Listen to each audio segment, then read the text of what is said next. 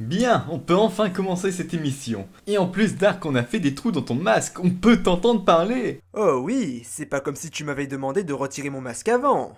Au lieu de me faire directement des trous dans ma figure. Mais Dark, j'ai fait attention à ne pas te crever les yeux durant l'opération. Mais à cause de ça, j'ai plein de copeaux de bois dans les yeux. Ah! Bon bah, générique.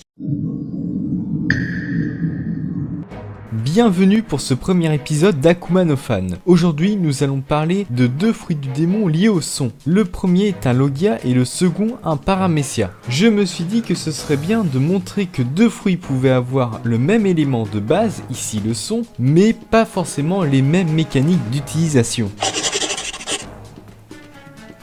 Parlons tout de suite du Logia du son créé pour une fanfic, le Furu no Mi, utilisé par Aristolia and Beeve, qui est bien sûr le personnage de la fanfic. Ce fruit permet à son utilisateur de devenir une onde sonore circulaire de teinte violette fluo, d'amplifier le son venant des objets qu'elle touche et de se déplacer à travers le son. Puis le fait que ce soit un fruit du démon de type Logia, il faut du granit marin ou du haki pour l'atteindre.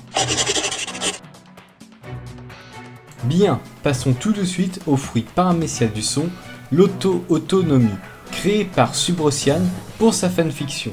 A noter que la plupart des fanfruits que je présenterai seront issus de fanfics vu la popularité de One Piece dans ce domaine.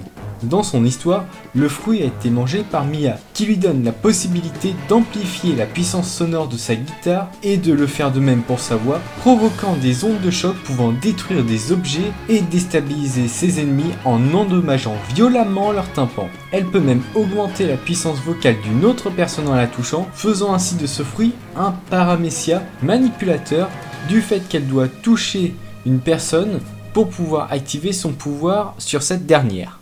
Et voici ce qui conclut cette vidéo. Je ne sais pas quand sortira la prochaine, mais je sais à peu près de quoi je vais parler, comparé à aujourd'hui où je suis tombé sur les sujets par hasard en faisant quelques petites recherches. Mais sinon je vous souhaite une bonne fin de journée ou début de journée, ça dépend de quand vous regardez cette vidéo, et à la prochaine, salut!